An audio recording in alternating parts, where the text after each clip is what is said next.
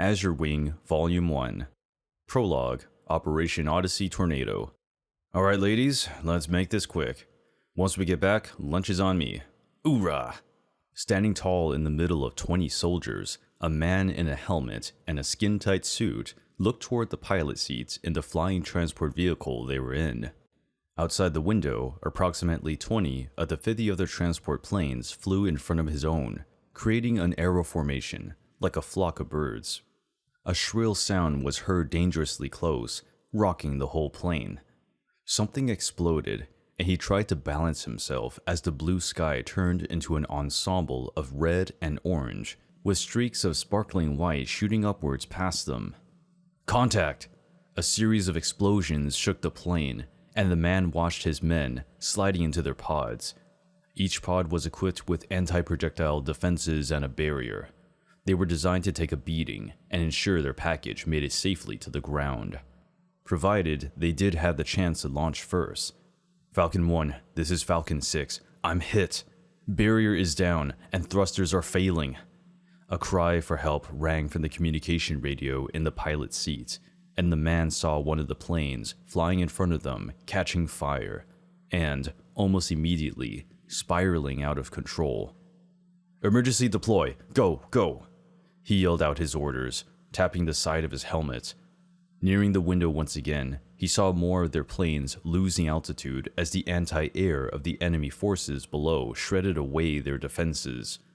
All damaged transports, deploy your packages and group up before rendezvousing at the hotspot. Don't move in alone. We're in hostile territory and outnumbered. Don't give them a chance to surround us. Another explosion jarred them as a fireball, which was once a proud airplane, came flying toward them, or more accurately, they flew into it. Brace! The plane rocked violently as the wreckage broke apart on the barrier. Outside the window, pods were flying toward the ground at incredible speeds. Clicking his teeth together a few times to think, the man studied the map in the cockpit with obsessive attention, waiting for the dot marking their position to get close enough to their landing zone so they could start deploying. This fortress's anti-air capabilities were a lot higher than his superiors, and even himself, had expected. He knew it'd be tough. That was why 50 Aegis modes of transports had been used, but it was almost like the enemy had been prepared for this mission.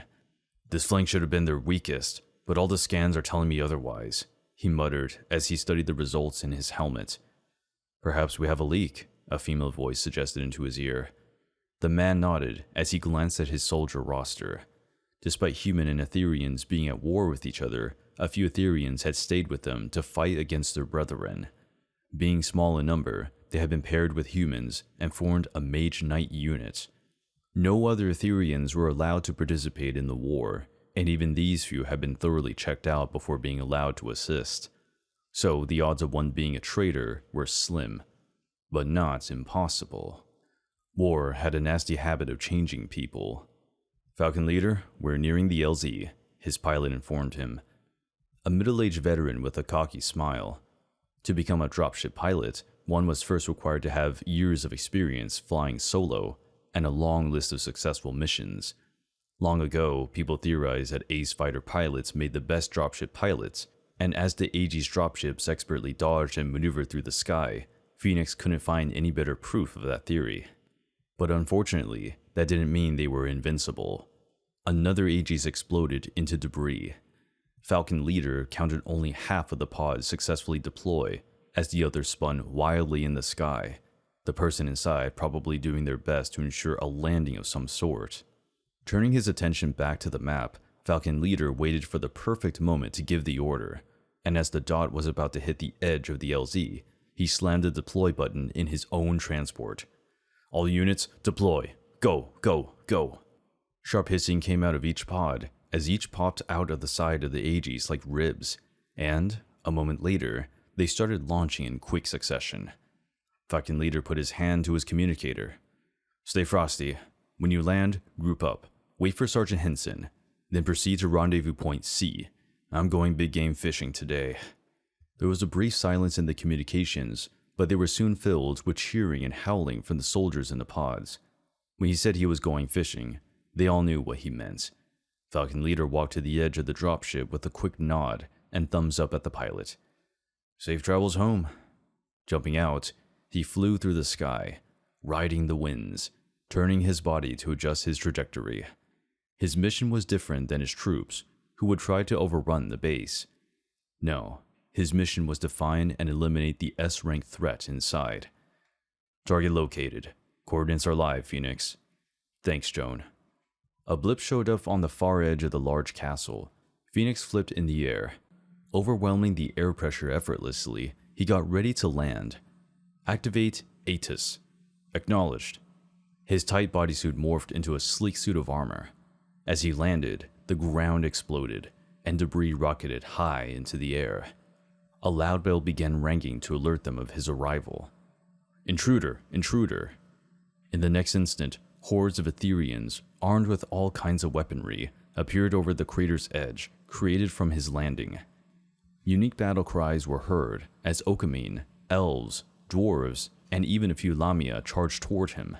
Widening his stance, Phoenix drew his 2 black pistols with red decal. He flipped their safeties, and a nefarious red glow emanated from them. With a flick of the wrist, he let loose a storm of bullets. Like a tornado of death, glowing red energy rounds flew toward the charging Ethereans, who responded by summoning numerous barriers. The bullets could only do so much as the Etherean barriers flickered brightly from deflecting the bullets, but Phoenix wasn't planning on damaging them with his guns. He was waiting for them to get closer. Then, when an opportunity presented itself, he lunged at the nearest enemy, kneeing him so hard that he crushed his shield and torso before sending him flying. Mage Knight! The soldiers halted, deploying additional barriers to surround the lone captain, ominously holding their weapons ready to strike. Not long after, a swarm of arrows flew high into the air, blocking the sun.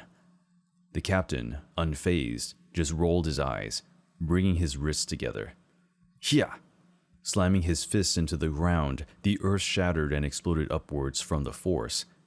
Impossible. Is that... The earth and the air intercepted most of the projectiles. Phoenix took a casual step to the left as the rock rolling above him in the air caught most of the arrows. A few seconds later, when the giant boulder inevitably fell back down, he was nowhere near it. Now, in the middle of the Ethereans, whose vision was obscured by all the dust, Phoenix punched the nearest one in the face, sending him flying back. Then he slung his arms out, creating a shockwave to blow more enemies away. Ada's barrier is taking damage, Joan warned. Quit hitting them barehanded and use your tools. Taking advantage of the veil of dust that had yet to settle, Felix worked his way through all the enemy soldiers. Reaching for his belt, he retrieved a pair of twin blades. One, a pure brilliant white with an elegant design, shined brightly through the dust, while the other was as black as night and appeared more sinister. Twisting at the waist, Phoenix dodged an elven sword before returning with 2 quick swipes, eliminating the target. Each swipe was a new body, and each step was a new group of targets as Phoenix made his way forward toward his real target. But it wasn't until he swung and his blade was stopped that he realized the blip he was headed towards was no longer in the distance, but right on top of him. Commander Godwin. A powerful gust of wind cleared the air as his second blade was caught. Phoenix let out a small smile, eyeing the large, muscular Etherean in front of him. Godwin released his blades. They both took a few steps back.